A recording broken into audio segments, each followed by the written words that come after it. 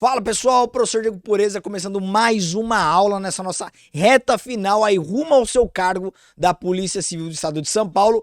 E na última aula, para quem não participou, foi uma aula de criminologia. Nós detonamos ali vitimologia, vitimodogmática, processos de vitimização. Eu vou até criar uma playlist e deixar aqui na descrição para vocês. Quem perdeu a primeira aula, assista, depois a gente vai continuar com essa série. A minha ideia é construir para vocês pelo menos de 1 a 2 aulas por semana de várias matérias, inclusive incluindo outros professores, português, raciocínio lógico, informática, o que a gente puder colocar para vocês aqui. Então já salvem a playlist abaixo, porque nessa reta final vai ser pauleira, galera. E ó, nessa aula eu vou falar sobre leis penais especiais. Como são aulas de reta final, eu vou sempre trazer as minhas apostas. Então eu não vou resumir toda a lei, porque seria impossível.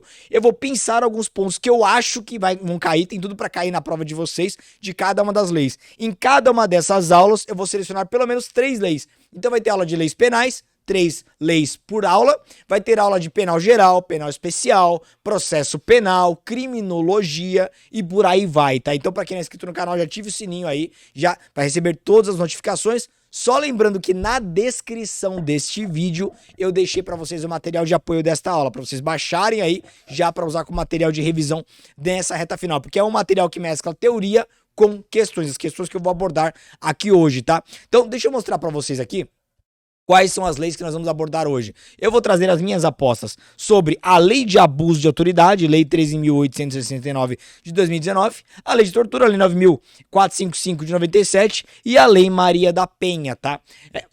Mais à frente eu vou querer trazer outras leis também, como Lei dos Crimes Hediondos, Lei Henri Borel, que é uma novidade, dentre outras, tá? Então a minha ideia é abordar um pouquinho de cada uma das leis que serão cobradas para vocês, pelo menos daquelas mais importantes, daquelas com maior número de incidência nas provas da VUNESP e também provas de Polícia Civil. Só lembrando, sempre bom destacar que essas 3 leis e todas as demais eu já detalhei e esgotei lá na Academia DP. Então para você que tá carente de uma preparação de qualidade, não teria um curso preparatório, tá dependendo só do gratuito, que não dá, né? Só no gratuito é impossível. É muito difícil a sua chance de passar. Pra você que tá dependendo, eu vou deixar o link na descrição aí da Academia DP. Se inscreva lá, faça a sua inscrição, que eu tenho certeza que vai ser um divisor de águas nessa sua preparação reta final, beleza? Vamos começar então com a nova lei de abuso de autoridade, que já não é mais tão nova assim, né? Eu vou parar de falar nova lei, porque já é uma lei de 2019 que entrou em vigor em janeiro de 2020. Então nós já estamos em 2023, já partindo para 2024, né? Daqui a pouco não vai ser mais tão nova assim. E o que eu acho que vai ser cobrado? Bom, vamos lá. Com base no histórico recente, porque é uma lei que já vem sendo cobrada em concurso, e eu posso falar isso com muita convicção para vocês, porque como eu tenho um livro de leis penais especiais e todo ano eu atualizo, todo ano eu tenho que garimpar as questões de várias outras bancas, e a VUNESP copia outras bancas. O que eu tenho observado é que a nova lei de abuso de autoridade, ela cobra muito parte geral, principalmente os efeitos da condenação. Alguém que é condenado por abuso de autoridade, aqueles efeitos da condenação, eles caem bastante, tá? E quando cai a parte especial, ou seja, os crimes em espécie, os concursos estão cobrando aqueles crimes que são pertinentes às respectivas carreiras. Então aqui eu vou trazer um resumão da parte geral, os pontos mais importantes, e vou trazer para vocês 2 crimes que tem cara de polícia, tá? 2 crimes ali que, se aparecer na prova de vocês, eu aposto que será pelo menos um desses crimes que eu vou trazer aqui para vocês, que são crimes geralmente praticados por policiais. Então é um recado da banca pra galera já entrar sabendo o que não deve fazer na prática, tá bom? Mas só começando a nossa introdução com o artigo 1º. O artigo 1º traz um fator interessante, ó. Esta lei define os crimes de abuso de autoridade cometidos por agente público, servidor ou não, que no exercício de suas funções ou a pretexto de exercê-las, abuse do poder que lhe tenha sido atribuído. Bom, aqui dá pra perceber que, via de regra, são crimes praticados por funcionários públicos, com o vínculo funcional. Olha só, é imprescindível o vínculo funcional. Então pode ser um funcionário público praticando o crime durante as suas funções, ou até um funcionário público que pratica o crime de folga, mas ele invoca as prerrogativas da função, é a famosa carteirada. Imagina um policial que está de folga, mas ele dá carteirada, ó, aqui é polícia, e ele pratica algum crime previsto nessa lei, vai incidir aqui o abuso de autoridade. Diego, particulares podem praticar o crime de abuso? Podem, mas eu não vou entrar nesse detalhe agora, isso eu aprofundo lá na Academia DP, porque senão eu vou acabar esticando muito o assunto, tá? Vamos direto ao ponto, porque é uma aula de resumo mesmo. Vamos para os parágrafos 1º e 2º. O parágrafo 1º, ele já caiu em concurso, não da VUNESP, mas é bom vocês ficarem espertos, tá? Porque qual que é o detalhe? Primeira conclusão. Não existe abuso de autoridade culposo. Ponto. Segunda conclusão que podem cobrar de vocês numa pegadinha. Não existe nem mesmo abuso de autoridade a título de dolo eventual. Porque o parágrafo primeiro, ele deixa claro que deve ser o dolo direto e com pelo menos uma finalidade específica.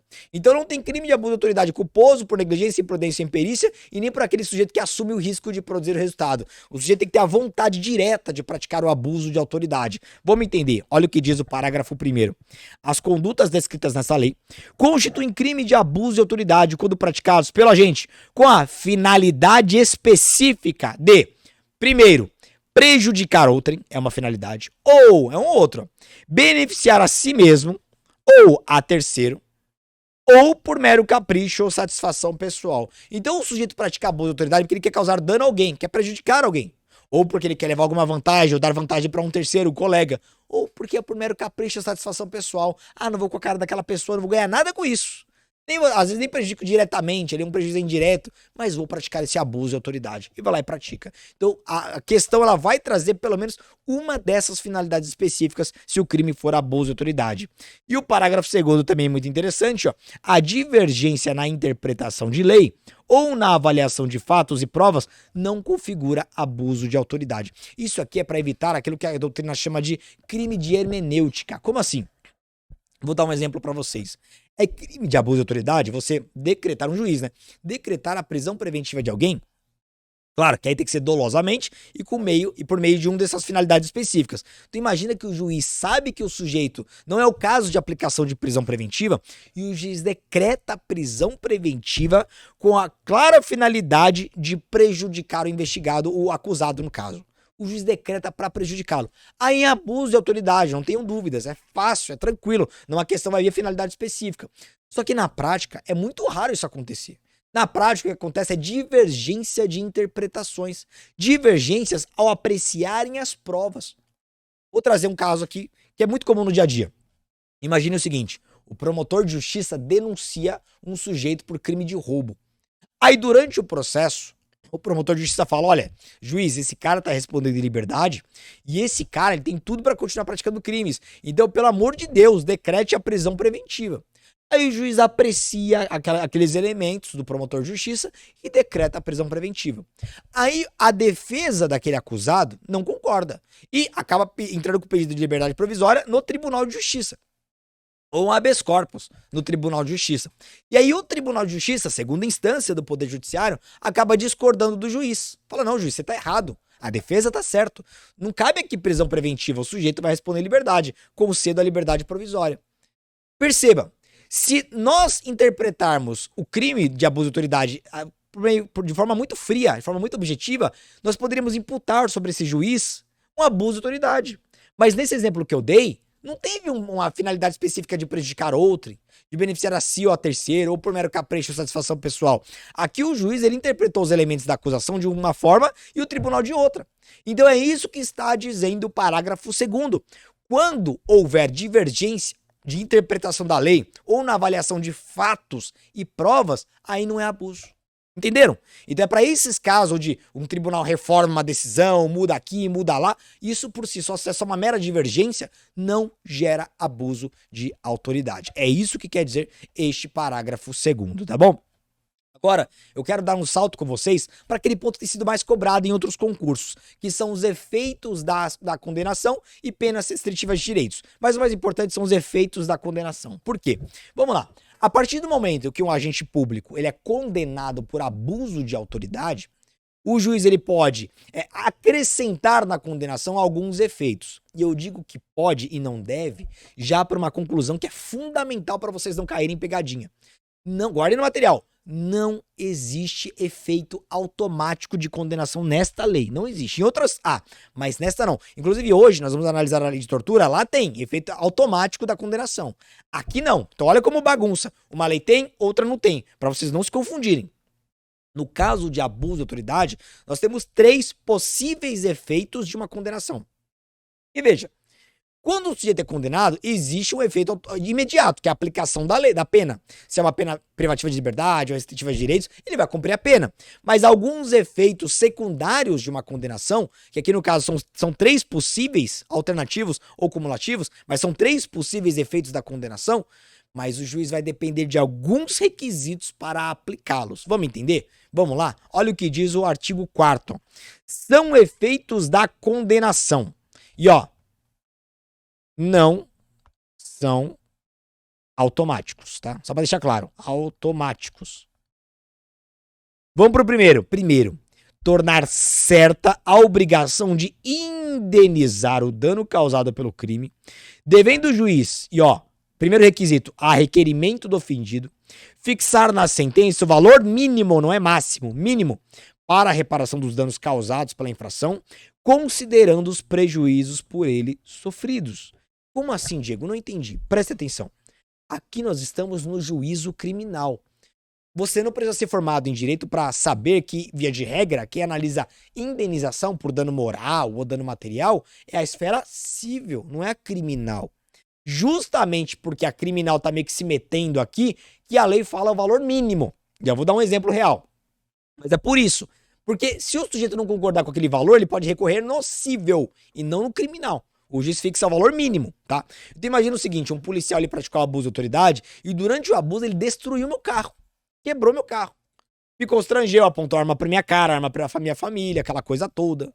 E aí eu entro com a ação, né? Ele é processado criminalmente e no criminal, eu, vítima, apresento um requerimento. Falo, ó, juiz, eu sei, o titular da ação é o promotor de justiça, mas eu como vítima, amparado pela lei, eu estou apresentando um requerimento porque eu quero que você fixe o valor mínimo de uma indenização. Juiz, fala o valor mínimo de uma indenização por dano moral, você vai avaliar aí. Eu acho que eu mereço uns 100 mil reais, mas eu sei que você vai colocar uns 2, na prática é isso. E ó, meu carro ficou aqui avaliado com prejuízo, ó, de 5 mil reais. E juiz, eu fiquei 10 dias sem trabalhar, esse meu carro tem um prejuízo de mais de 2 mil reais. Aí o juiz, ele vai fixar o valor mínimo. Por exemplo, 2 mil reais de dano moral e 5 mil de material. Poxa, Diego, os dias não trabalhados. Às vezes o juiz criminal, ele vai falar aquilo que é certo, aquilo que você provou. E aí, pô, eu não tô contente com isso. 2 mil não, eu quero muito mais de dano moral, eu quero muito mais de dano material. Aí eu tenho que ir no civil aumentar esse valor. Mas o que nos interessa aqui é, o juiz na esfera criminal, ele vai fixar o valor mínimo, mas depende de um requisito. Qual requisito? O requerimento da vítima. Tem casos de abuso que a vítima não pede nada, porque como o titular da ação penal é o promotor de justiça, a vítima não se manifesta. O juiz não vai agir de ofício por você, não adianta. Então depende do requerimento. Já vou fazer uma tabela que vai resumir tudo isso aqui. Segunda hipótese, também é um efeito da condenação, a inabilitação para exercício de cargo, mandato ou função pública pelo período de 1 a 5 anos. O que é em concurso? O período de 1 a 5 anos. Está caindo. Cai de 1 a 3 anos, de 2 a 6, de 2 a 5. Então eles vão mexer no período de 1 a 5 anos. Aqui é um gancho que o sujeito vai ter de não poder mais assumir nenhum cargo público nesse período. A ideia é, já vou mostrar quais são os requisitos. A ideia é, você é incompatível com função pública e por esse período você não vai poder tomar posse em nenhum cargo público, tá? Guarde o período de 1 a 5 anos. Diego, e qual é o requisito? Calma que eu já vou explicar, porque é o mesmo do inciso terceiro. O inciso terceiro ele fala em perda do cargo, do mandato ou da função pública. Aqui perdeu, já era. Imagina você que é um policial civil e é condenado por abuso de autoridade, e aí preenche lá o requisito que eu já vou mostrar pra vocês, e aí você tem a perda do cargo. Já era, perdeu, não volta mais. Já era. E quais são os requisitos? Tá aqui, ó. Os efeitos previstos nos incisos segundo e terceiro, os dois aqui, ó, são condicionados à ocorrência de reincidência em virtude, ó, em crime de abuso de autoridade e não são automáticos, devendo ser declarados motivadamente na sentença. Então perceba que o legislador, ele exige uma reincidência específica. Não é só o cara que é reincidente em crime, o cara poderia ter sido condenado por corrupção passiva. Ainda assim não vai se aplicar esses efeitos. Tem que ser reincidente em crime de abuso de autoridade. A ideia é o seguinte, o cara já foi condenado uma vez por abuso de autoridade e depois praticou de novo, então fica claro que esse cara é incompatível com a função, ele não merece a função, ele não está preparado, ele não está apto para a função pública. É por isso que aqui, se ele é reincidente em crime de abuso de autoridade e praticou de novo crime de abuso de autoridade, o juiz dele pode decretar a perda do cargo e a sua inabilitação pelo prazo de 1 a 5 anos. Digo, mas não é a mesma coisa? Não, não é a mesma coisa. Isso aqui é para evitar manobras de advogado. Por exemplo, imagina que um juiz de direito está respondendo por abuso de autoridade. Ele já é reincidente. E aí ele percebe que ele vai perder o cargo dele, vai ficar inabilitado de 1 a 5 anos. Aí o que ele poderia fazer? Ah, já sei. Eu vou pedir exoneração, porque aí haverá a perda do objeto nesse processo. Aí eu não vou perder não vou tomar esse gancho de 1 a 5 anos, vou poder tomar posse em outro concurso aí. Errado. São efeitos aqui, autônomos, separados, justamente por isso. Porque a perda do cargo, ele pode perder o objeto. Que você já pediu exoneração, não dá mais para perder um cargo que ele já perdeu. Mas ainda assim o juiz pode decretar a inabilitação. Então estão incisos separados justamente para um não depender do outro, tá bom? Então, para facilitar a vida de vocês, no material depois, eu deixei uma tabelinha. Resumindo tudo que eu acabei de falar agora, que tem lá os requisitos, as hipóteses e as condições de cada uma delas, tá bom? Para vocês usarem como revisão. Porque eu tô apostando que esse assunto vai cair na prova de vocês, tá bom? Então baixe o material, o link está na descrição do vídeo, tá bom? Vamos agora à segunda parte, que é a parte que vai falar das penas restritivas de direitos. Vamos lá. O detalhe é, no Brasil vocês sabem que a regra não é mais a pena privativa de liberdade, é exceção. Em último caso, você aplica o cárcere para um condenado. Você tem que evitar ao máximo a cadeia, porque é uma política criminal que o Brasil adotou.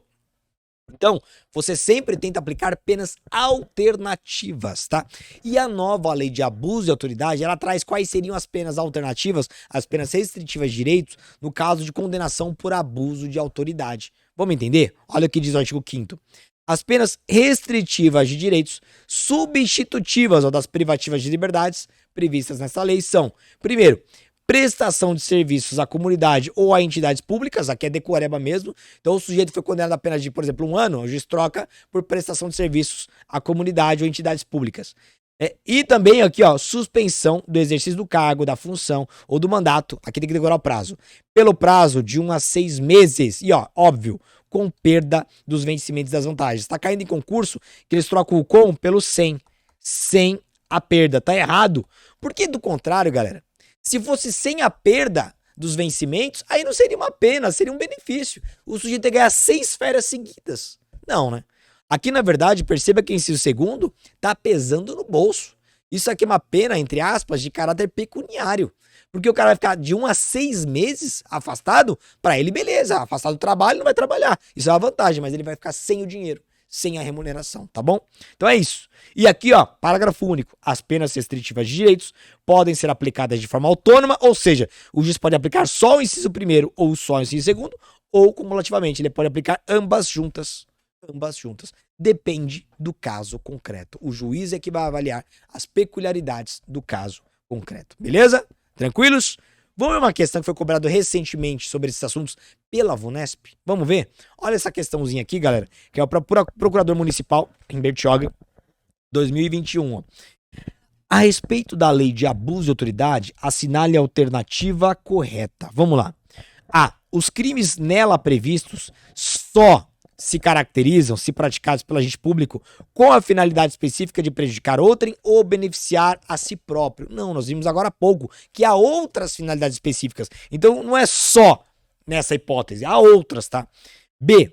Prevê como sujeito ativo o agente público, servidor ou não, da administração direta, indireta ou fundacional de qualquer dos poderes da União, dos Estados, do Distrito Federal e dos municípios, excluídos os militares, que são regidos por lei própria. Não, hoje a lei de abuso de autoridade aplica até aos militares, tá, pessoal? Então tá errada aqui a alternativa B. C.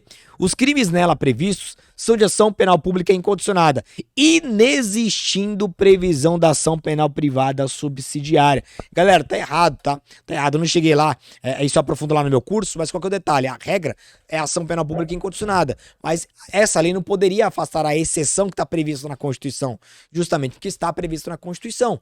A Constituição diz que se não há o movimento do órgão acusador no prazo legal, se há uma inércia da acusação, abre-se a possibilidade de ação penal privada subsidiária da pública. E aqui na lei não é diferente. Aqui, letra D agora, alternativa D. Prevê como efeito da condenação, dentre outros, ou então possibilita outras hipóteses, inabilitação para exercício do cargo, mandato ou função pelo período de 1 a 5 anos, ó, o prazo confere, condicionada à ocorrência de reincidência específica, ou seja, reincidência em abuso de autoridade, e não é automático, devendo ser declarado em sentença. Galera, tá certo. Perceba que essa alternativa foi uma alternativa inteligente, porque ela não cobrou só a letra de lei, ela mesclou as condições, os requisitos, a exigência de motivação, de fundamentação. Perfeito. Vamos pegar aqui o erro da E. Prevê como pena restritiva de direito, substitutiva da pena privativa de liberdade, dentre outras, a suspensão do exercício do cargo, da função ou do mandato pelo prazo de 1 a 6 meses, sem, ó, o que eu falei pra vocês, ó, sem prejuízo dos vencimentos e vantagens. Então, só trocar aqui, ó, na verdade, com prejuízo. Tá vendo? Uma palavrinha só, isso aqui derruba uma galera que vocês não têm noção. Então tá aqui, ó, tá caindo desse jeito, como eu tenho alertado vocês. Vamos pra mais uma? Mais uma. Olha essa aqui, também 2021. Também VUNESP. Os crimes da lei de abuso de autoridade são de ação, aqui eu já falei pra vocês, né? Já sabem que é penal pública incondicionada e comporta a exceção. Então vamos lá. Privada? Não. Pública condicionada? Não.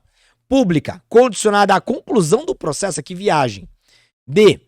Pública incondicionada, não se admite ação privada subsidiária? Não, se admite. Só sobrou a E, né?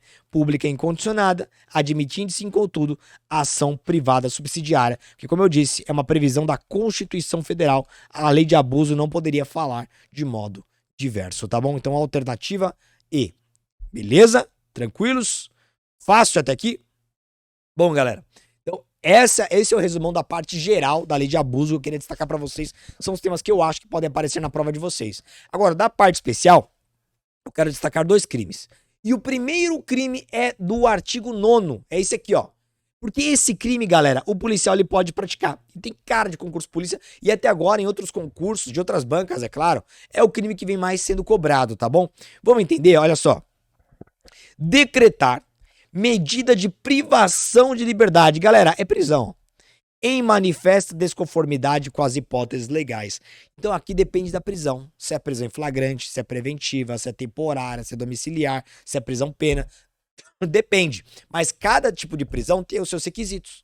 Então você tem que estudar a prisão preventiva, a temporária. Mas só que o detalhe, o agente público na prática ele decreta sem as exigências legais. É isso. Ele descumpre alguma exigência legal de forma dolosa. Lembra daquela parte lá atrás no começo? Forma dolosa, porque ele quer prejudicar outro, em beneficiar assim a terceiro, ou por mero capricho ou satisfação pessoal, tá bom?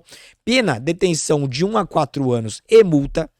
E aí o que vai nos interessar mais é o parágrafo único, ó. Incorre na mesma pena a autoridade judiciária. Olha que diferente. Porque aqui no caput pode ser qualquer agente público, ó. Aqui, ó, decretar. Digo, mas não é só juiz que decreta? Eu sei, mas se tá na ilegalidade, se é na ilegalidade pode ser outro. Pode ser um delegado decretando uma prisão em flagrante ilegal, praticando uma prisão em flagrante ilegal. Então aqui pode ser qualquer agente público com o poder de prender. Já no parágrafo único é específico para juiz. Então aqui é só para juiz, ó. Então incorre na mesma pena a autoridade judiciária que dentro de prazo razoável, eu não vou aprofundar aqui, ó, a lei não fala qual é o prazo. Então se cair letra de lei eles não vão cobrar, mas se aprofundarem, lá na Academia DP eu aprofundo. Porque lá, galera, eu explico para vocês que tem a doutrina até hoje diverge. Nós temos 3 correntes doutrinárias, tá? Então agora como é uma questão de reta final, não cabe esse tipo de discussão. Mas aqui, ó, é um crime omissivo, ó, deixar de. Então o juiz deixa de relaxar a prisão manifestamente legal. Então, imagina que prenderam ilegalmente alguém em flagrante. Chega pro juiz, o juiz olha, ele vê que conhece aquela pessoa, não vai com a cara daquela pessoa, ele vê que a prisão é totalmente ilegal, ele deveria relaxar. Ele não relaxa. Quer saber? Deixa esse sujeito dormir na cadeia mais alguns dias. Não vou relaxar. Deixa recorrer, que lá na frente o tribunal mexa nisso, mas eu dolosamente não vou mexer. Abuso de autoridade, tá bom? 2.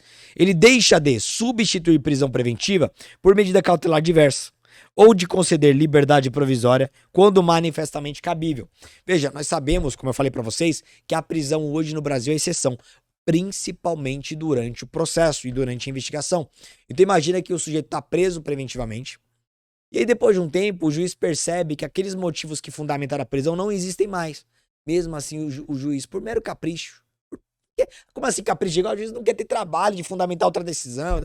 O juiz quer saber, vou manter pelos próprios fundamentos. Tá? Então ele mantém quando na verdade deveria considerar liberdade provisória abuso de autoridade.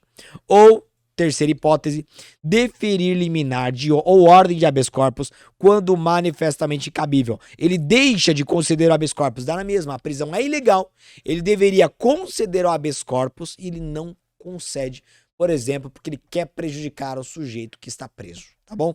Então esse é o crime do artigo 9º, eu estou apostando que esse crime vai ser cobrado na prova de vocês. E um outro crime que eu também tô apostando, que é um crime que vai aparecendo em algumas provas policiais, é o crime do artigo 12. Vamos entender o artigo 12? Olha o que diz o artigo 12. Aqui, ó, muito comum, perdão, para o trabalho da polícia judiciária. Deixar, portanto, é um crime omissivo próprio. Se é um crime omissivo próprio, já dou bisu pra vocês, não cabe tentativa, tá? Não cabe tentativa desse crime aqui, só consumação. Então, deixar injustificadamente de comunicar prisão em flagrante à autoridade judiciária no prazo legal. Lembre-se do prazo, Código de Processo Penal. Detenção de 6 meses a 2 anos e multa. Então, tem lá um prazo, por exemplo, de 24 horas para comunicar à autoridade e não comunica, opa, abuso de autoridade. Porque na prática, galera, quem conhece o trabalho da polícia sabe, muito antes de acabar o prazo, a polícia tem condições de comunicar. Geralmente tem um AGPOL lá que trabalha só nisso. Só que o que eles querem? Eles enrolam pra não comunicar ao juiz, pra não dar tempo do juiz soltar, deixar o cara 2, 3 dias preso lá. Abuso de autoridade. Por uma omissão dolosa, manteve o sujeito preso por mais tempo do que o necessário e sem a comunicação à autoridade judiciária. Mas é importante destacar também as modalidades equiparadas, ó, parágrafo único. Incorre na mesma pena quem, inciso 1º, deixa de comunicar imediatamente, aqui não tem prazo, ó, é na hora, a execução de prisão temporária ou preventiva à autoridade judiciária que a decretou. Digo, por que não tem prazo? Por uma razão muito simples. Aqui no caput, geralmente nós estamos diante do prazo da prisão em flagrante. Por quê? Porque na prisão em flagrante o juiz não sabe que o criminoso foi preso. Ele depende da autoridade policial comunicá-lo.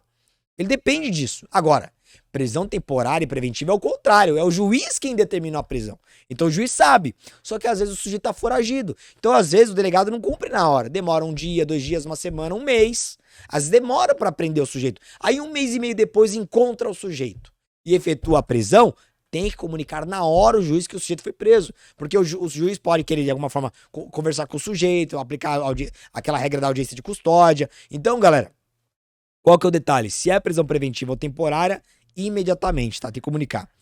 Inciso 2º.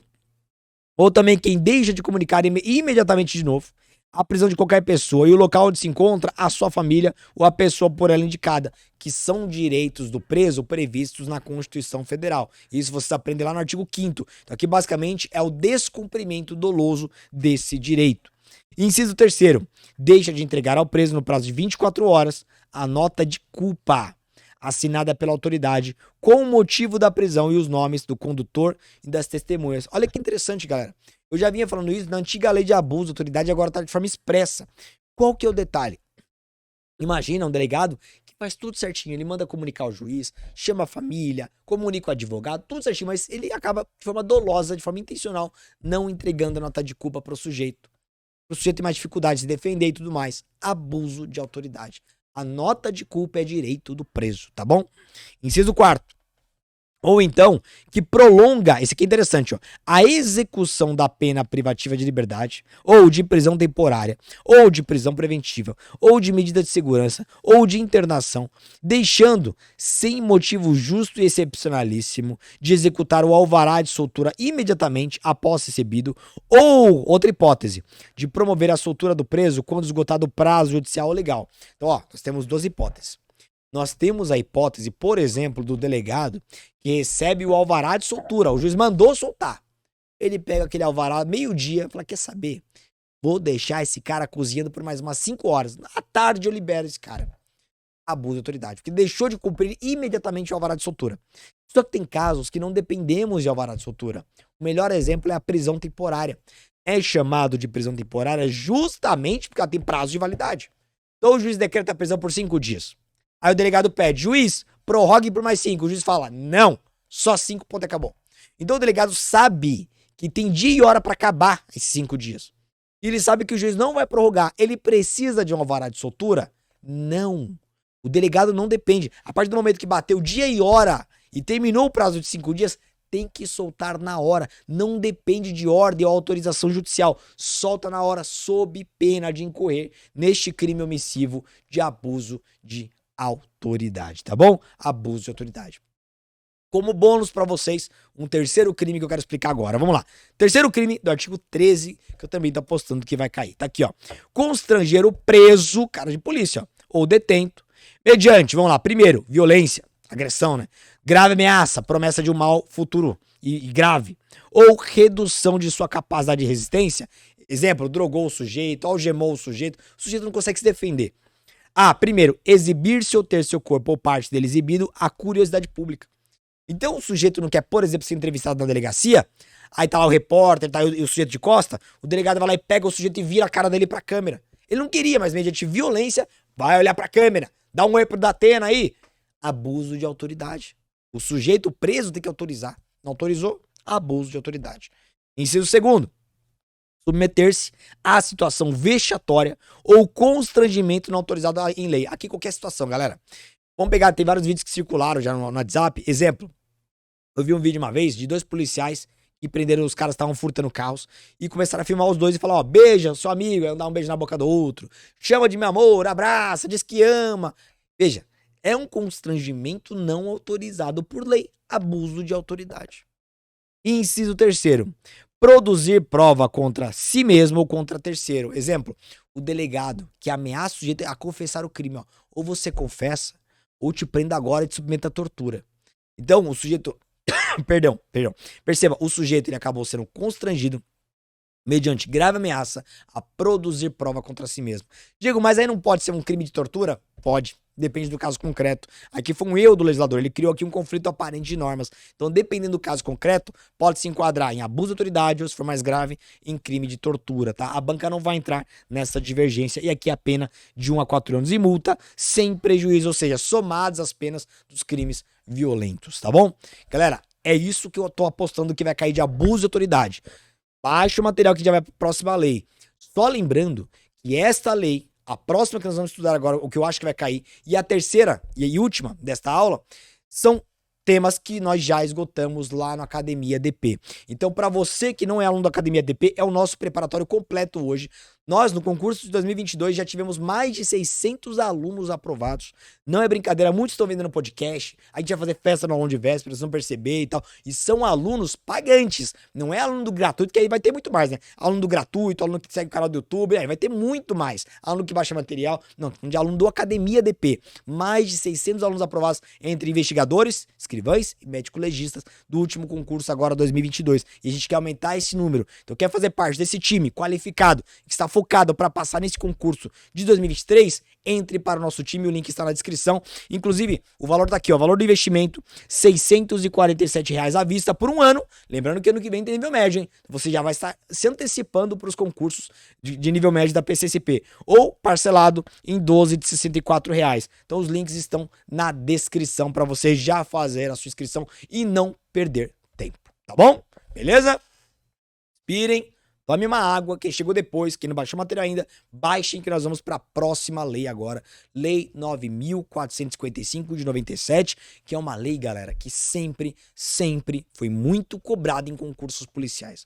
E a VUNESP, galera, ela é meio tarada com o mesmo artigo, ela sempre cobra o mesmo artigo. Eu não vou postar só nesse artigo, mas eu não posso deixar ele de fora, tá? Mas eu acho que se cair, vai cair ou esse artigo ou algum outro que eu vou destacar aqui. É uma lei pequena, nós já esgotamos na academia, mas aqui eu vou fazer um resumo dessa lei que é pequena já, tá bom? Vai facilitar ainda mais a vida de vocês. Eu vou trazer aqui as hipóteses de crime de tortura, para vocês entenderem enquadramento típico e não confundirem com outros crimes, tá? E lembrando que é diferente da lei anterior, abuso de autoridade. Aqui, via de regra, é um crime comum. Qualquer pessoa pode praticar crime de tortura, tá? Tem lá diferenciação na pena, por caso do agente público? Tem, mas uma pessoa comum pode praticar este crime, tá? Então, vou começar com o artigo 1º, que diz o seguinte: constitui crime de tortura, inciso 1º, constranger alguém com emprego de violência ou grave ameaça, causando-lhe sofrimento físico ou mental. Vamos parar por aqui. Se for uma mera violência, é crime de lesão corporal. Se Se for uma mera grave ameaça, é crime de ameaça. Isso é importante. Porque para ser crime de tortura e, portanto, equiparado a crime hediondo, é necessária a presença de pelo menos um desses contextos, ó. Pelo menos a letra A, ou a B, ou a C. Se não tiver, não é tortura. É no máximo lesão corporal ou grave ameaça. Então guardem isso. Primeira hipótese. O sujeito vai ser constrangido mediante violência ou grave ameaça com o fim de obter informação, declaração ou confissão da vítima ou de terceira pessoa. Aqui é aquele ponto sensível que parece com o crime da lei de abuso de autoridade. Então, se o sujeito ele é constrangido mediante violência ou aqui grave ameaça, qual que é a diferença? A diferença é que a lei de abuso, a lei de tortura fala em sofrimento físico ou mental. O abuso de autoridade não fala. Então o juiz vai ter que analisar a gravidade. Se ele perceber que o caso é grave, ou seja, houve de fato um sofrimento real, e esse sofrimento é físico ou mental, tortura.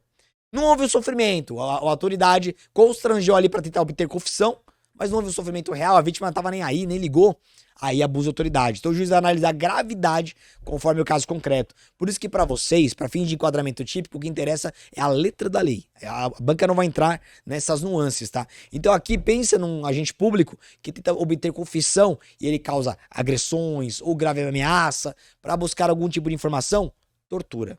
Se ele não buscar essas informações, seria mera lesão corporal ou mero crime de ameaça. Letra B.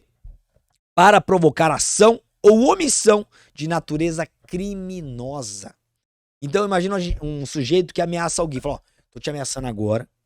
Se você não ir lá pegar, furtar aquela padaria pra mim, eu mato a sua família. Então eu estou provocando, mediante grave ameaça, uma ação criminosa de alguém. Tortura. Olha que loucura. Tortura. Eu posso provocar uma omissão também. Imagina um sujeito que liga para um agente da Polícia Federal e fala, olha, nós estamos atravessando a fronteira agora com 1 tonelada de cocaína. E a minha equipe aqui também está na sua casa com uma arma apontada para a cabeça da sua esposa, dos seus filhos. Se você parar esse caminhão, tá todo mundo morto. Se você liberar, a gente solta a sua família. Então veja, uma grave ameaça provocando uma ação criminosa, porque aquele agente público ele não pode se omitir, via de regra, ele não pode se omitir, deixar aquela carga passar sabendo que é droga. Provocando aqui uma ação criminosa é tortura. É que são casos pouco falados aí na doutrina, né? E terceiro, em razão da discriminação racial ou religiosa. Agrediu ou ameaçou apenas porque o sujeito é negro, porque o sujeito é branco, porque o sujeito é amarelo, porque o sujeito é judeu, evangélico, é do candomblé, é católico, é também crime de tortura. Tá bom? Vamos lá.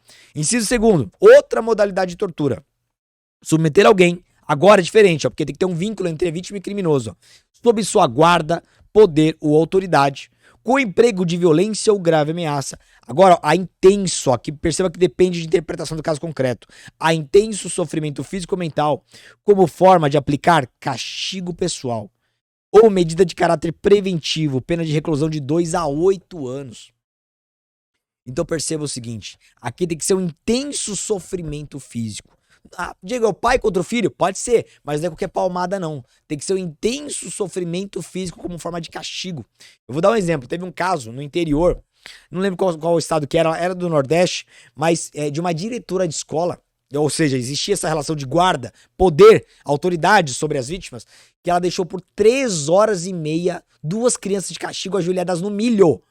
Para aquela criança, por 3 horas e meia, elas ficaram em intenso sofrimento físico e mental. E como forma de castigo, crime de tortura. Não uma mera lesão corporal, crime de tortura. Perceberam? Então é isso. Esse é crime de tortura, tá bom? Só no enquadramento típico aqui. Vamos para uma questãozinha? Questão bem extensa aí. Vamos lá, vamos lá. Olha essa questão. Caiu para juiz substituto, mas para vocês seria perfeitamente aplicável. Questão VUNESP, galera. Maximilianos constantemente agredia seu filho Ramsés, de 15 anos, causando-lhe a própria questão entrega, ó, intenso sofrimento físico e mental, com o objetivo de castigá-lo. A própria questão já faz enquadramento típico. E de prevenir que ele praticasse novas artes. Na última oportunidade em que Maximilianos aplicava tais castigos, vizinhos acionaram a polícia ao ouvirem os gritos de Ramsés. Ao chegar ao local, os policiais militares constataram as agressões e conduziram ao distrito policial Maximilianos, Ramsés e Troia, mãe de Ramsés. Que família legal, né?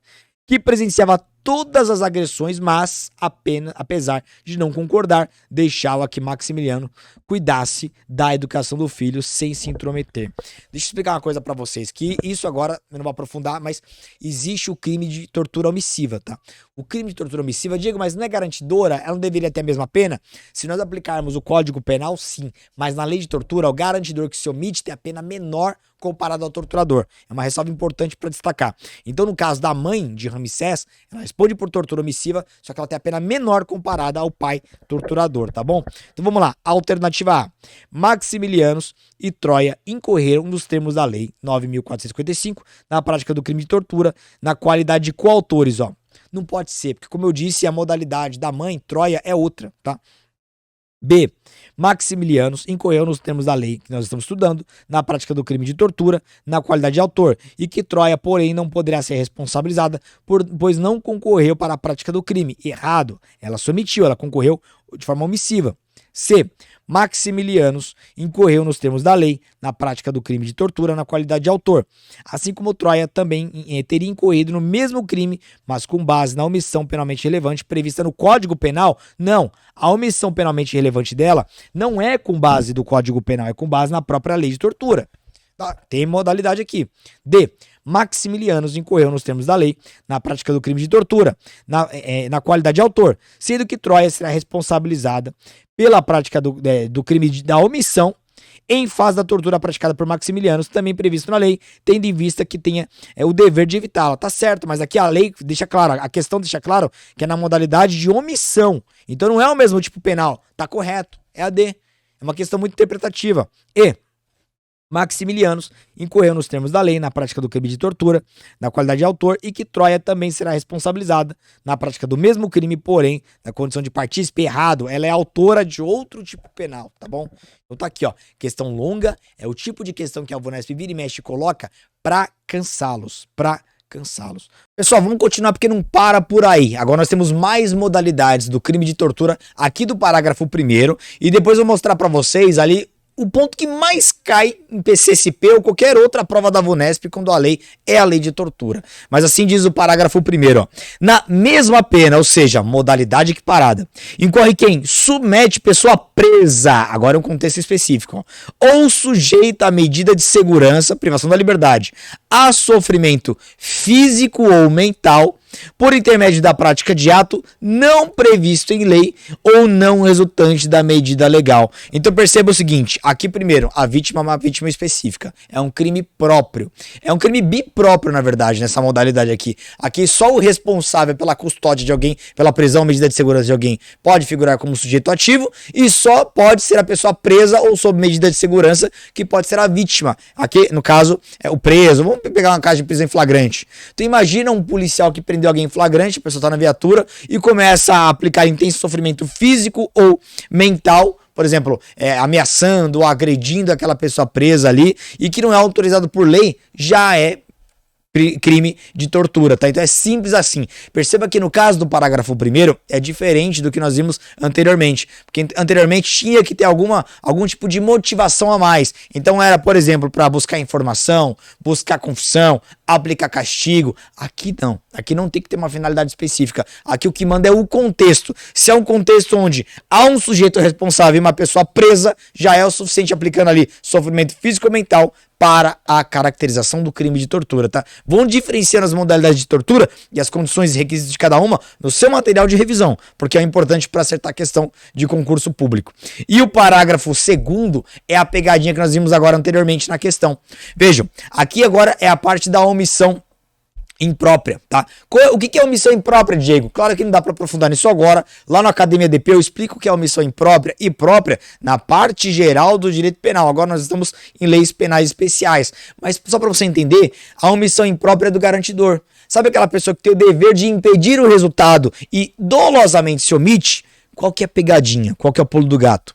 Lá no Código Penal, o garantidor tem a mesma pena do sujeito que praticou o resultado com as próprias mãos, por meio de uma ação. Então vou dar um exemplo para você lá do Código Penal. Se eu tiro a vida de alguém, homicídio doloso, Eu quis matar, beleza. E a babá, que tem o dever de cuidar da criança, olha pra criança se afogando e nada faz, ela se omitiu dolosamente, ela vai responder por homicídio doloso também, por omissão imprópria, ela é garantidora. Ela tem a mesma pena como se ela tivesse matado a criança com as próprias mãos. Só que na lei de tortura nós temos uma exceção. Nós fugimos à regra do Código Penal e é isso que eles vão cobrar de vocês em concurso. Essa é a pegadinha. Vocês acabaram de ver uma pegadinha, no caso do Maximiliano, lá da esposa e tudo mais. Qual que é o detalhe?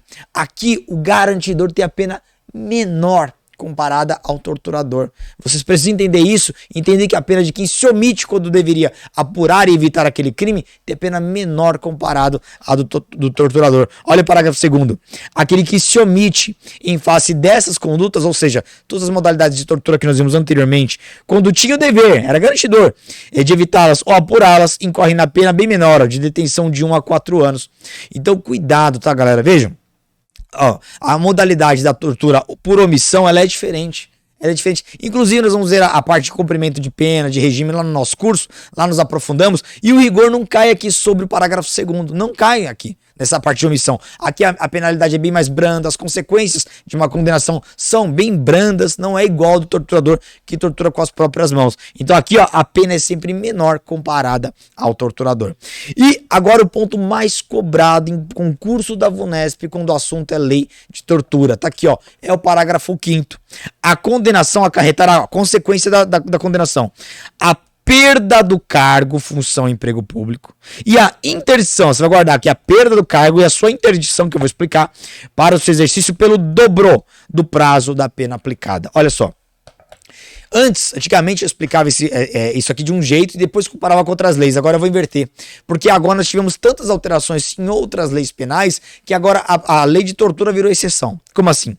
Em qualquer outra lei, abuso de autoridade é assim. Lei das organizações criminosas é assim. E qualquer outra lei especial, qual que é o detalhe? Os efeitos da condenação são efeitos que não são automáticos.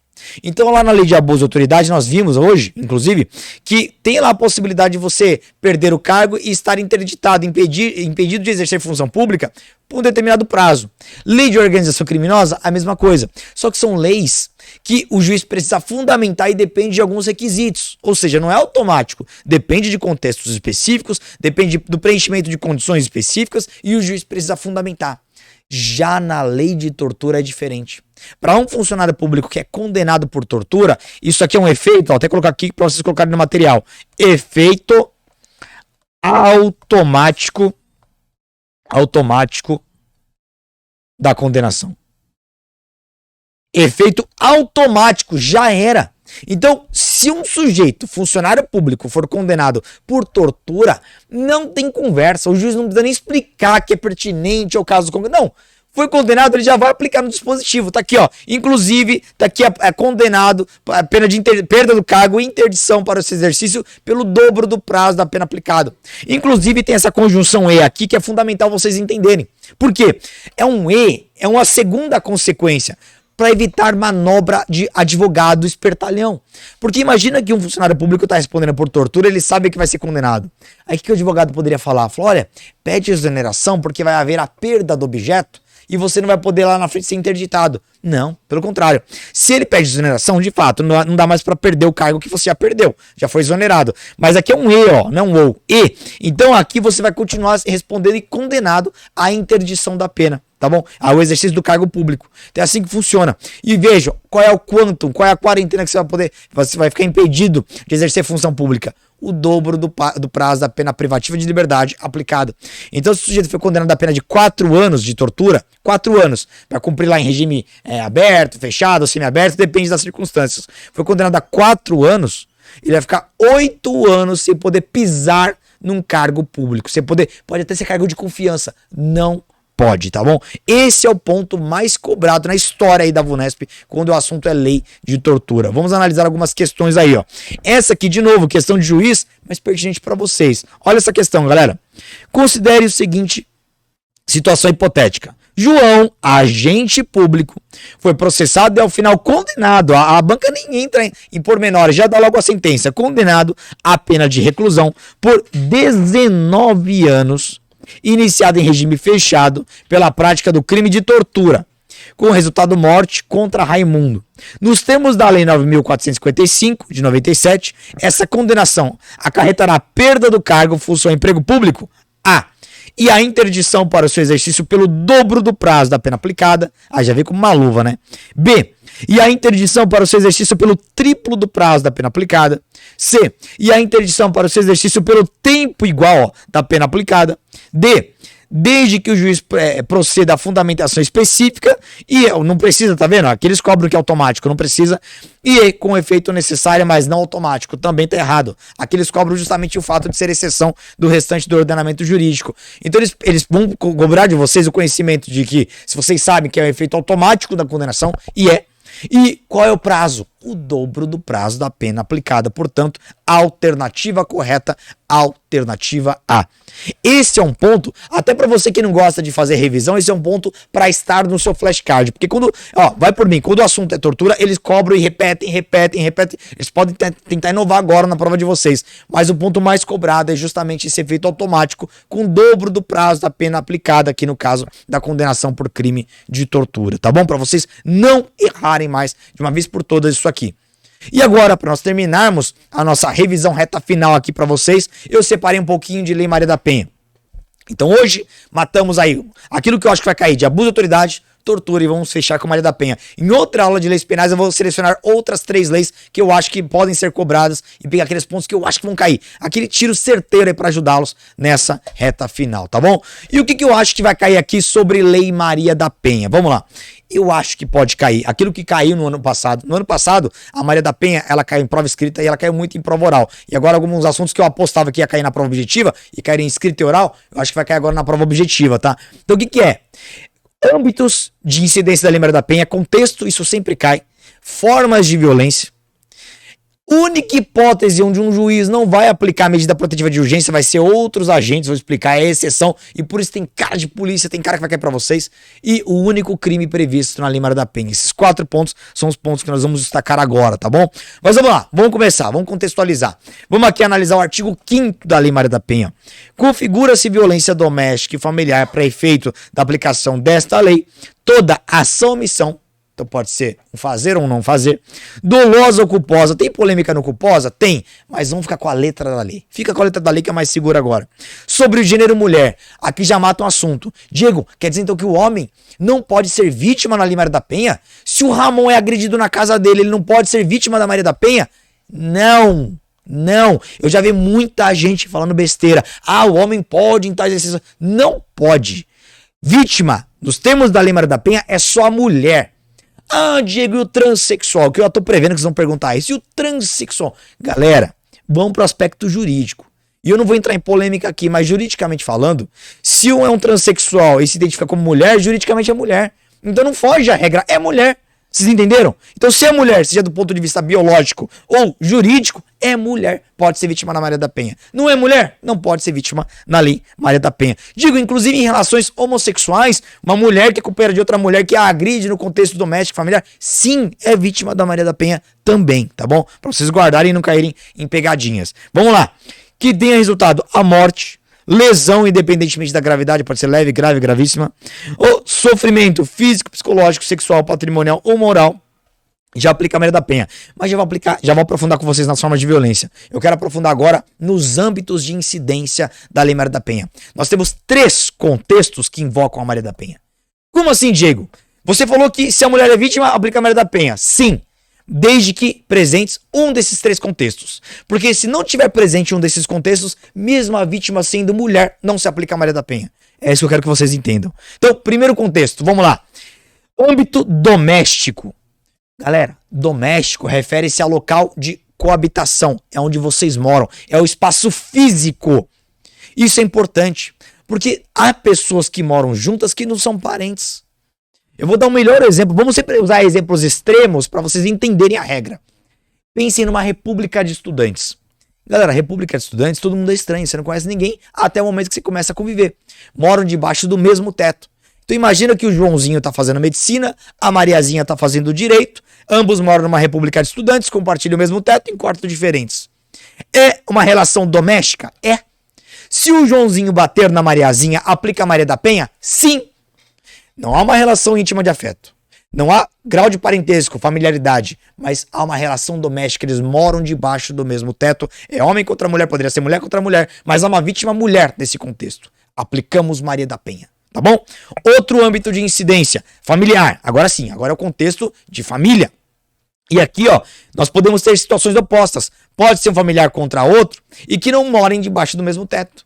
Pode ser, por exemplo, irmãos já casados, maior de idade, o irmão agride a irmã. Não moram juntos, mas há relação familiar. Maria da Penha. Pode ser o caso de namorados, vou chegar na próxima, mas de marido e mulher. Tem marido e mulher que moram em casas separadas. Ou vamos colocar o marido e mulher tradicional, tá? Marido e mulher moram na mesma casa e é marido e mulher. Entra nas duas relações aqui, inclusive a terceira também, que é de afeto. Já vou chegar lá. Pode ser filho contra mãe. Pode ser pai contra filha. Entenderam? Então aqui exige o vínculo familiar. E o terceiro, que é o que pouca gente sabe, relação íntima de afeto. Aqui é o vínculo afetivo, galera. E aqui o melhor exemplo são os ex-namorados. Por que ex-namorado? Porque namorado é fácil, namorada agredir a namorada é fácil. Relação de afeto. Mas já caiu em concurso de outra banca a relação que o sujeito terminou com a namorada, já não estão mais juntos, só que ele decide agredi-la e ameaçá-la por ciúme, porque ela se aproximou de um outro cara e o sujeito possessivo, por um ciúme, vai lá e agride e ameaça. Veja, eles não estão mais juntos, mas a motivação do crime, a motivação da violência é a relação afetiva, é o ex-relacionamento. Já invoca a Maria da Penha. Diga que quando não se invoca a Maria da Penha, eu vou dar um exemplo. Âmbito trabalhista. Imagina o seguinte, eu estou trabalhando com uma mulher e estamos disputando o mesmo cargo de gerência. E pra mim é inaceitável que ela passe na minha frente, machista, não quero saber, mulher não pode ser minha chefe, ainda mais tá saindo do mesmo patamar que eu. E aí eu vejo que ela vai ganhar aquela promoção. E eu decido ameaçá-la, ó, se você for promovida no meu lugar, eu vou te encher de porrada, vou te matar.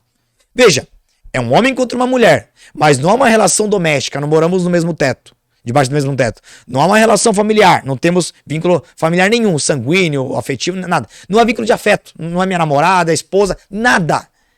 Âmbito trabalhista, aplica a Lei Maria da Penha? Não, tá bom? Não se aplica a Lei Maria da Penha. Então é por isso que é importante vocês entenderem esses três contextos: doméstico, familiar e afetivo, beleza? Diego, tem questão? Tem. Olha essa questão da VUNESP aqui, ó. Vamos lá. Questão 2016 e muito atualizada para vocês hoje, ó.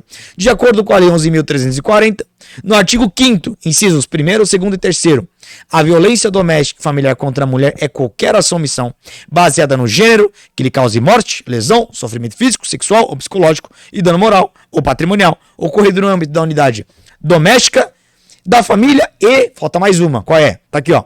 A. No contexto do trabalho, em locais públicos, em qualquer espaço privado, em qualquer relação íntima de afeto ou no cotidiano da escola. Agora ficou fácil. Vocês sabem que é a alternativa D. Então aqui percebam, cobraram letra de lei. Eles poderiam trazer uma historinha? Poderiam, mas cobraram letra de lei. Então esses são os âmbitos de incidência. Agora vamos para as formas de violência. Caiu na prova escrita, eu não lembro qual cargo que foi, se foi investigador, escrivão, mas caiu. Na prova escrita, caiu pra caramba na prova oral. Galera, vocês não têm noção. Inclusive, recentemente nós entrevistamos um aluno aprovado no DP Podcast, veio aqui pro canal, que ele falou, olha, eu errei na prova escrita. Acertei metade da questão, mas errei algumas, perdi alguns décimos ali que não custaram a minha aprovação, mas perdi. E na prova oral cobraram de novo. O mesmo candidato se deparou com o mesmo assunto, então agora eles podem cobrar isso também na prova objetiva. Nós temos 5 formas de violência. Fácil, galera, memorizão. Vamos memorizar aqui, ó. Tá aqui, ó. Artigo 7º. São formas de violência doméstica e familiar contra a mulher, entre outras, porque a lei ela possibilita uma outra forma. Eu vou dar um exemplo. Tem uma sexta forma, digo, tem. Eu vou dar um exemplo aqui, mas não vai cair, porque eles vão cobrar a letra de lei. Uma sexta forma seria a questão de prova oral. Nem escrita eles podem cobrar. Prova oral, mas já vou explicar qual. Tá aqui, ó. Violência física. E aí a lei descreve o que é a violência física. Aí vocês podem ler, memorizar e tudo mais. Mas violência física. Violência psicológica, que foi ampliada recentemente. Digo, não vale a pena memorizar todo o inciso? Vale, porque sabe o que acontece em questão de múltipla escolha? A banca coloca uma violência e descreve outra. Então você tem que acertar a forma de violência e a sua descrição. Então vale, mas você lendo você percebe, não precisa nem decorar. Você vai perceber no contexto, o que se relaciona, fica fácil entender. Psicológica tá muito mais voltada àquelas formas de perseguição, de controle emocional, o marido controlador, ou que fica colocando a autoestima da mulher pra baixo. Violência física fica fácil na lesão corporal, a saúde corporal, a integridade física, enfim. Então nós temos a física, a psicológica, nós temos a sexual Inclusive o marido que obriga a mulher a engravidar, ou então a não ter filhos, ou a ter relação com ou sem preservativo. Tudo isso tá aqui na violência sexual. O que mais? Patrimonial. Tem também. E a moral, que a diferença da moral com a psicológica é que a moral é específica sobre os crimes contra a honra. Guardou isso, acabou. Violência física, psicológica, sexual, patrimonial e moral. Fechou. Digo, e qual seria a sexta violência que o legislador não colocou, mas ele possibilita? Vamos voltar. Quando ele coloca entre outras, fica claro que é um rol exemplificativo. Então nada impede de, na prática, o juiz reconhecer uma outra forma de violência. Mas eu vou dar um exemplo aqui que poderia se encaixar. A violência institucional, que é aquela praticada pelos meios de controle social. Então o abuso de autoridade é uma violência institucional. Mas aplicando Maria da Penha, Diego, pode acontecer. Imagina o marido e uma mulher, onde há uma relação de hierarquia. O marido é o comandante, é um capitão da polícia, e a esposa é um sargento. Tá? Qual que é o detalhe? Imagina que ele se vale da hierarquia para subjugar a esposa. Então, ou seja, há uma relação familiar, íntima, de afeto, mas que ele está se valendo do Estado para subjugar a esposa. É uma forma de violência institucional que daria para aplicar a Maria da Penha, tá? Mas isso aqui é só uma curiosidade, porque, repito, para fins de concurso, eles vão cobrar só o que está na letra da lei. Vamos trazer uma questãozinha para vocês aqui, ó. De 2019, VUNESP também. Olha só.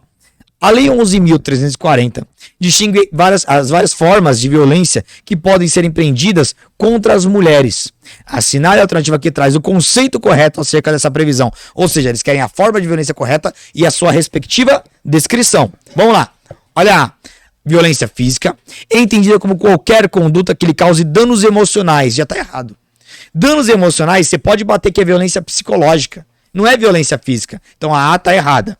B. Violência psicológica, entendida como qualquer conduta que a constrange a presenciar, a manter, a participar de relação sexual. Não pode ser. Aqui não é violência psicológica, é a sexual. Não precisa nem ler o restante, já dá pra matar. C. Violência sexual, entendida como qualquer conduta que configure calúnia, difamação ou injúria. Não. Isso é violência moral. Perceba, eles ficam embaralhando. D. Violência patrimonial, entendida como qualquer conduta que configure retenção, subtração, destruição parcial ou total de seus objetos. Opa, tá batendo. Instrumentos de trabalho, documentos pessoais, bens, valores e direitos ou recursos econômicos, incluindo os destinados a satisfazer suas necessidades. Perfeito, agora encaixou. Patrimonial com a sua respectiva descrição. Vamos pro final, ó. Violência moral, entendida como qualquer conduta que ofenda sua integridade ou saúde corporal. Não, essa é a descrição da violência física. Então é assim que cai. Você não precisa decorar a descrição, mas você bate o olho e você identifica. Pô, causa diminuição da autoestima, sabe que é psicológica, sabe? Então você vai pegando ali os detalhes, umas palavrinhas-chave, que já é o suficiente. Não tem que ter aquela pressão para decorar absolutamente tudo. Nada disso, tá bom? Vou para um outro ponto que esse eu tô apostando que vai cair em alguma prova. E vai cair em prova objetiva, pode cair em prova escrita e vai cair em prova oral, como caiu nesse concurso 2022 também. Mas qual que é o detalhe? Deixa eu fazer uma introdução aqui, contextualizar para matar o assunto para vocês.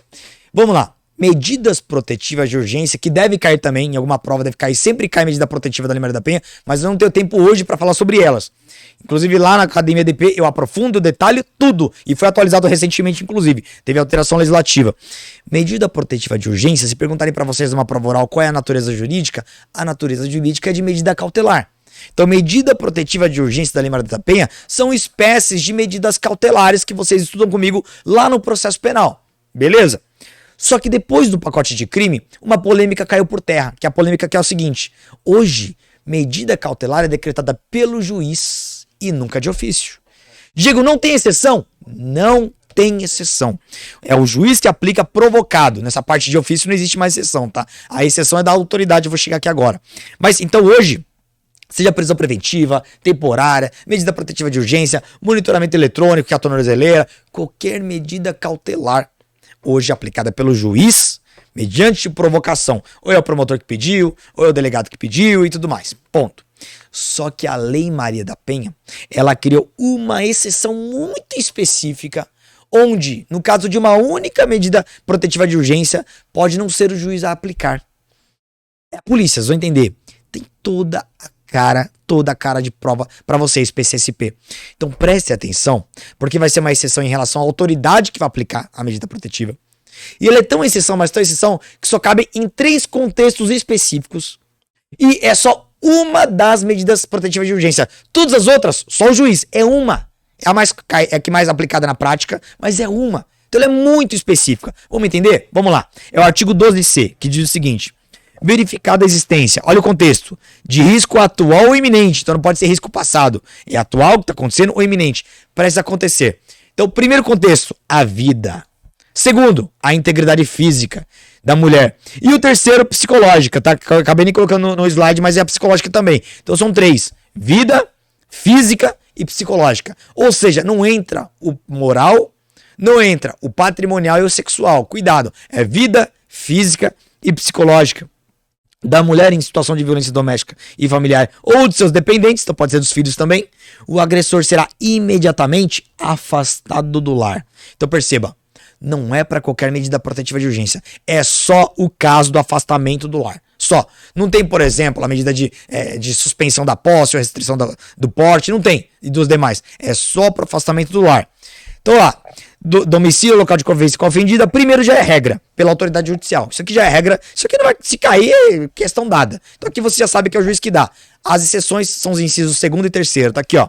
Inciso 2º, pelo delegado de polícia, quando o município não for sede de comarca, ou seja, outra condição. Então perceba que é uma hipótese única onde o delegado de polícia vai aplicar uma medida cautelar sem autorização judicial. Claro que depois lá ele vai ter um prazo para validar a decisão dele com o juiz, mas não é o que eu quero explicar agora para vocês. Então aqui é muito específico. Mas só nesses casos onde há um risco atual iminente à integridade, a vida, a integridade física e psicológica da mulher, e só no caso do afastamento do lar. O delegado vai lá na casa do sujeito arrancá-lo do lar, vai afastá-lo do lar. Só que perceba, só quando o município não for sede de comarca. Você vai ter que decorar isso, quando o município não for sede de comarca. Mas eu vou explicar. É basicamente o seguinte: há algumas comarcas que não necessariamente são municípios, mas comarcas amplas, que elas acabam abarcando mais de um município. Só que tem uma sede que é o município, né? Vou dar um exemplo. Eu moro em São José dos Campos. Aqui tem um fórum novo. Inclusive, o fórum é nosso vizinho. Nosso estúdio fica pertinho do fórum. E São José dos Campos é sede de comarca. Porque na comarca aqui, o fórum fica onde? Onde é a sua sede? São José dos Campos. Só que o fórum atende cidades menores do lado aqui. Por exemplo, Jambeiro, Paraibuna, dentre outras cidades menores, cidades satélites aqui em volta de São José dos Campos. Então imagina que o delegado de polícia ele está em Jambeiro, uma cidade mais afastada. Não é sede de comarca. E ele acabou de saber que tem um marido agredindo a mulher. Ou seja, risco, é uma agressão atual à integridade física e risco à vida. Ele vai mandar um pedido para o juiz, até ele mandar para o juiz, até o juiz autorizar, a mulher está morta. É justamente por isso, pela urgência. É longe da comarca, da sede, é longe de São José dos Campos. Esse delegado vai lá e determina o afastamento do lar na hora. Arranca esse cara de casa. Depois a gente valida essa decisão com o juiz. Mas primeiro prevalece a saúde, a integridade física, psicológica, a vida da mulher. Depois vai ver essa decisão, vai rever se o juiz vai manter ou vai revogar. Então é isso, o delegado vai afastar. E tem um terceiro contexto que é ainda mais específico. Tá aqui, ó. Outra exceção. Pelo policial. E a lei não traz nenhuma especificidade. Pode ser um policial militar? Pode, é policial. Pode ser um policial civil, um agente, cargo de nível médio? Pode, é policial.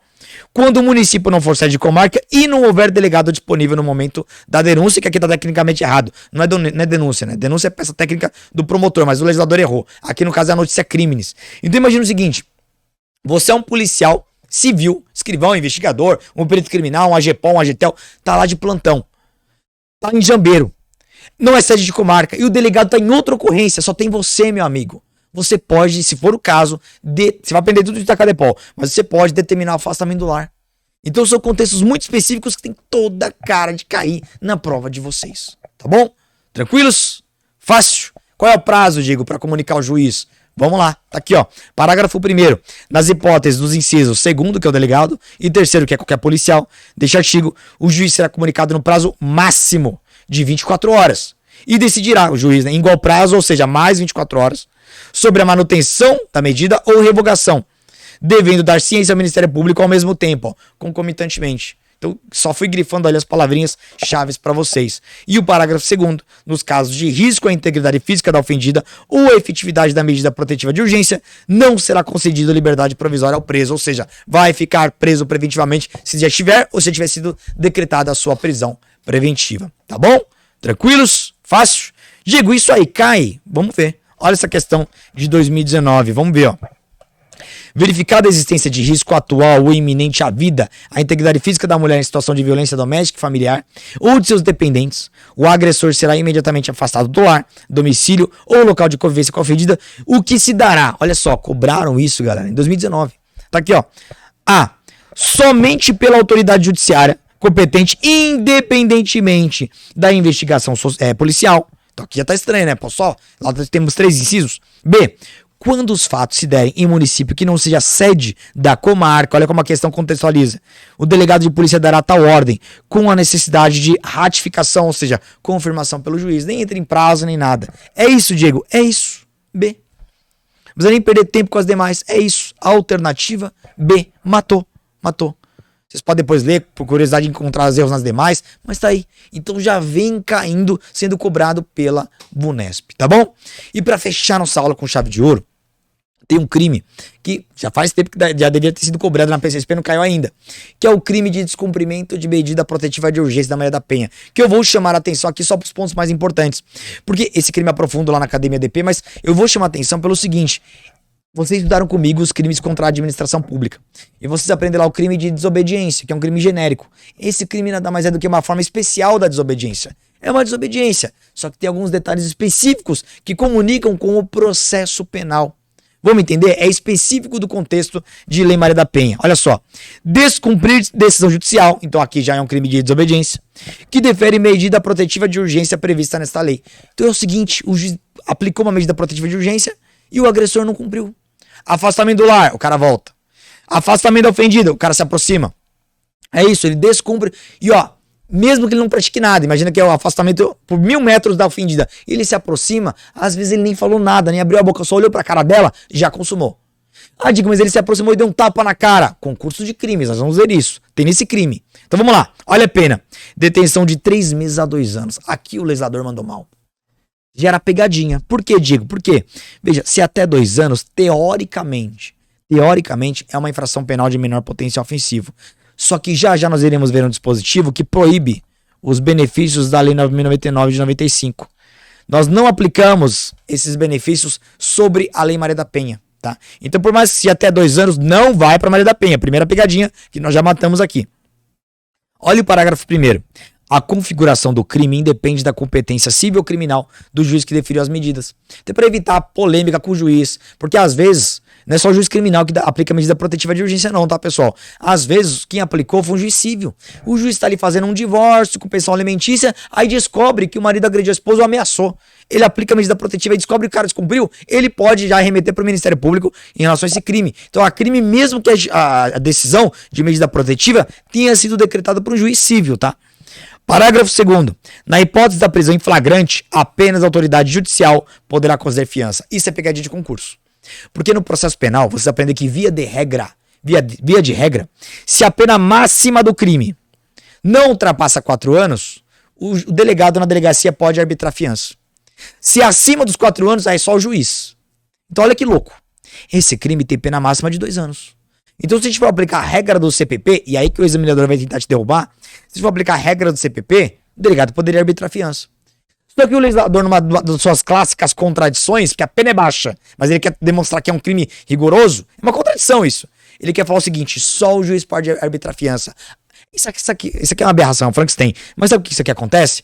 Isso aqui é discussão no Congresso Nacional, galera. Mais de 500 parlamentares. Aí tem deputado que quer aplicar a pena alta, tem deputado que quer ser bonzinho com criminoso, que é a pena baixa. Então eles chegaram no meio termo. Ó, a pena é baixa, mas só o juiz fixa a fiança. Então é mais ou menos isso. É negociação no Congresso. É uma contradição, porque a pena é baixa, demonstrando que é um crime leve. Mas só o juiz fixa a fiança. Então, não, crime grave. Então aí chega nessas aberrações, nesses Frankensteins que nós temos aqui no Código na legislação penal.